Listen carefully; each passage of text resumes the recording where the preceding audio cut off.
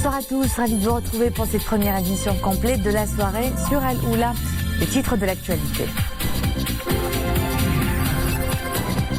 Les graves provocations du Polisario dans la zone tampon de Guelguerat à la une de l'actualité. Dans un instant, retour sur les faits marquants de ce dossier tout au long de cette semaine, caractérisé par de fermes réactions du Royaume. Clôture à Safi de la 22e session de l'université Moulay Ali Sherif qui a braqué les projecteurs sur la vie politique sous le règne de feu Sa Majesté Hassan II. Festival international musique du monde de Merzouga, une 6e édition qui célèbre l'Afrique et sa grande richesse culturelle. Tout un programme aux bonnes couleurs et un carrefour de rencontres artistiques. Une semaine intense en action diplomatique suite au dernier développement de la question de l'intégrité territoriale du Royaume, les graves provocations du Polisario dans la zone tampon de Guelguerat. Le Maroc a dénoncé une véritable menace au cessez-le-feu proclamé en 91, un précédent dangereux comme l'a souligné Sa Majesté le roi Mohamed VI dans une lettre adressée au secrétaire général de l'ONU Antonio Guterres et dans laquelle le souverain a précisé que le Maroc assumera ses responsabilités pour empêcher une telle menace à la paix et à la stabilité dans cette région. Retour sur les temps forts de ce dossier au cours de cette semaine avec Mohamed Aitleshkar. Les développements qui se produisent dans la zone à l'est du dispositif de défense dans la région du Sahara marocain sont gravissimes. C'est ce qu'a expliqué le ministre des Affaires étrangères et de la coopération internationale qui a remis mercredi dernier à New York un message de Sa Majesté le roi Mohamed VI au secrétaire général de l'ONU. Sa Majesté le roi a tenu à exprimer au nom de toutes les forces vives nationales, toutes sensibilités confondues, le rejet ferme et déterminé du Maroc de ces provocations et de ces incursions inacceptables. Sa Majesté le roi a tenu à préciser à M. Guterres que ces agissements constitue une menace au cessez-le-feu, qu'il viole le droit international et les résolutions de l'ONU et qu'il compromet sérieusement le processus politique. Les agissements du Polisario constituent une menace au cessez-le-feu proclamé au Sahara marocain depuis le 6 septembre 1991. C'est une violation du droit international et des résolutions du Conseil de sécurité des Nations Unies. Des agissements du Polisario qui compromettent donc sérieusement le processus politique mené sous l'égide exclusive des Nations Unies par l'envoyé personnel Horst Kohler. Le Royaume du Maroc croit en la paix dans la région, mais cette conviction et en toute certitude, le Maroc ne ménagera aucun effort pour défendre ses droits de souveraineté et ses droits légitimes.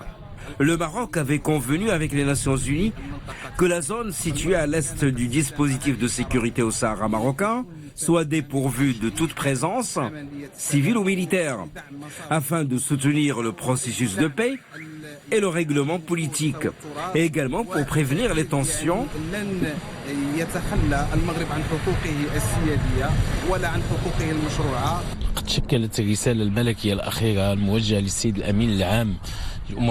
Le dernier message royal adressé au secrétaire général de l'ONU est un message d'alerte et de mise en garde. C'est un message qui traduit la mobilisation de toutes les forces vives du pays qui, à l'unanimité, condamnent fermement les agissements du Polisario en violation du droit international.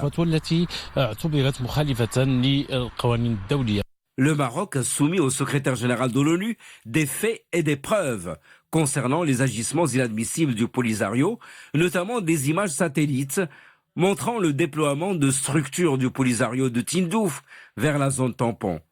Aujourd'hui encore et une fois de plus, le Maroc appelle donc à ce que l'Algérie assume ses responsabilités. Le Royaume du Maroc tire la sonnette d'alarme que ce qui se passe est intolérable et il prévient qu'une telle situation appellera une réaction si le Conseil de sécurité et les Nations Unies n'assument pas leurs responsabilités.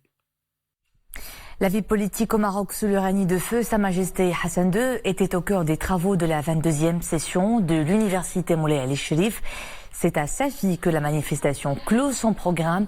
Un programme conçu autour de conférences animées par des chercheurs et des historiens marocains.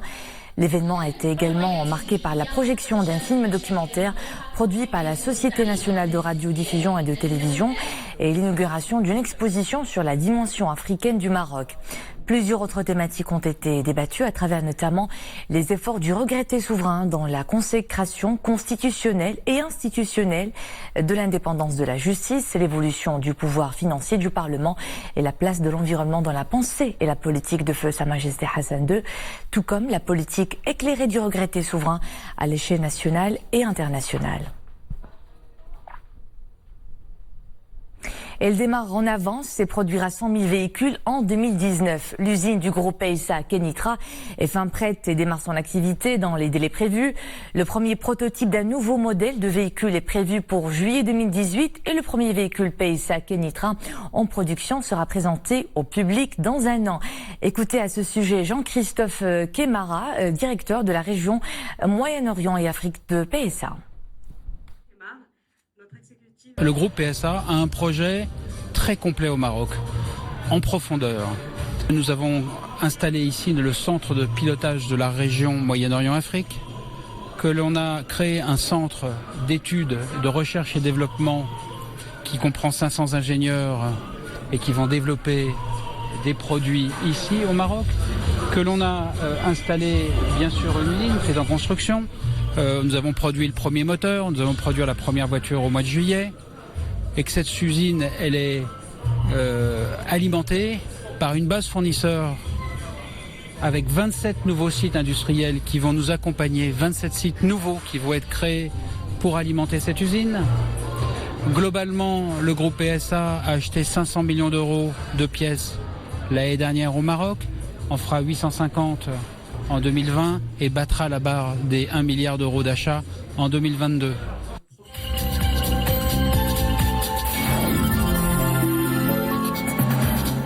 Les casques bleus marocains opérant dans le cadre de la MINUSCA ont mené avec succès dans le village de Kombo à l'est du pays une opération de libération de 15 otages des mains d'un groupe armé présumé être de la rébellion ougandaise.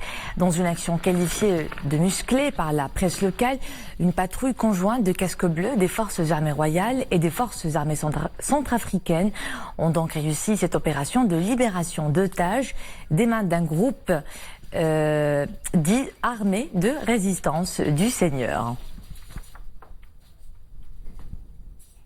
Gaza pleure ses morts. Les habitants de la bande ont enterré des proches tués par balle la veille par l'armée israélienne à la frontière entre Gaza et Israël lors d'une journée de protestation qui a fait 9 morts palestiniens dont un journaliste. Près de 500 autres personnes ont été blessées par balle. 20 000 Palestiniens participaient hier au rassemblement du mouvement de protestation lancé le 30 mars, baptisé la marche du retour. Et sur le plan diplomatique, les États-Unis ont bloqué une demande du Koweït pour que le Conseil de sécurité adopte une déclaration appelant à une enquête indépendante sur ces affrontements réprimés dans le sang. Et parmi les victimes de cette journée sanglante figure donc le journaliste Yasser Mortaja qui a succombé à ses blessures. Ce trentenaire avait été touché par balle lors d'affrontements à l'est de Khan Younes, dans le sud de l'enclave palestinienne. À Ramallah, en Cisjordanie occupée, une cinquantaine de journalistes se sont rassemblés à la mémoire du défunt. De son côté, le syndicat des journalistes palestiniens a indiqué que 5 autres journalistes avaient été blessés, soulignant qu'ils étaient clairement identifiables avec leur veste. Autre foyer de tension, la Syrie. Les bombardements aériens du régime dans la Ghouta orientale reprennent de plus belle. Ils se sont concentrés sur la ville de Douma où sont retranchés des rebelles du groupe Jaish el-Islam, ce qui a entraîné la mort de moins 32 civils, dont 7 enfants et une cinquantaine de blessés. Ces bombardements, les premiers depuis une dizaine de jours, interviennent après l'échec de négociations sur un retrait des insurgés.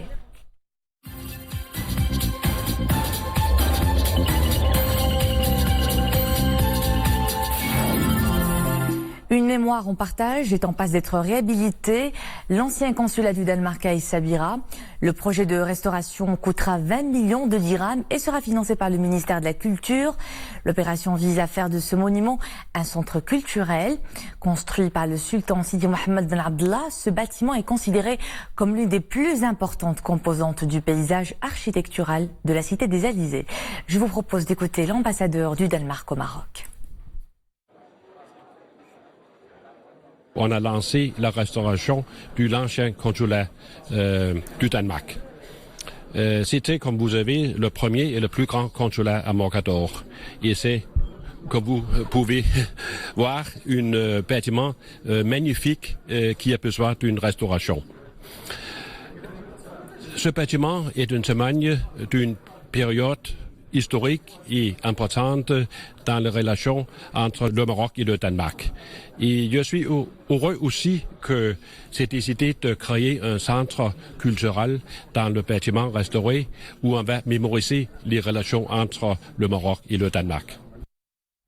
Le festival de Merzouga, musique du monde, revient pour une 6e édition. Une édition qui célèbre l'Afrique et sa grande richesse culturelle et artistique.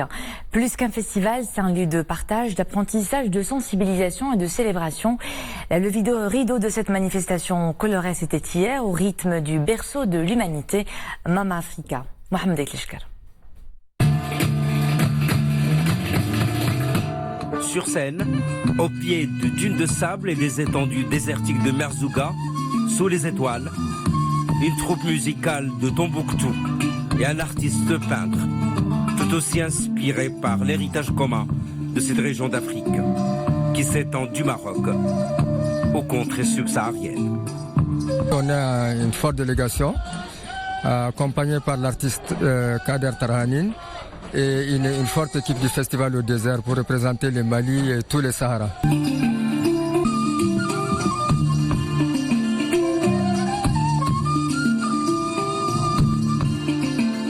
Pour cette 6e édition, le Festival international des musiques du monde de Merzouga est entièrement conçu autour des couleurs de l'Afrique.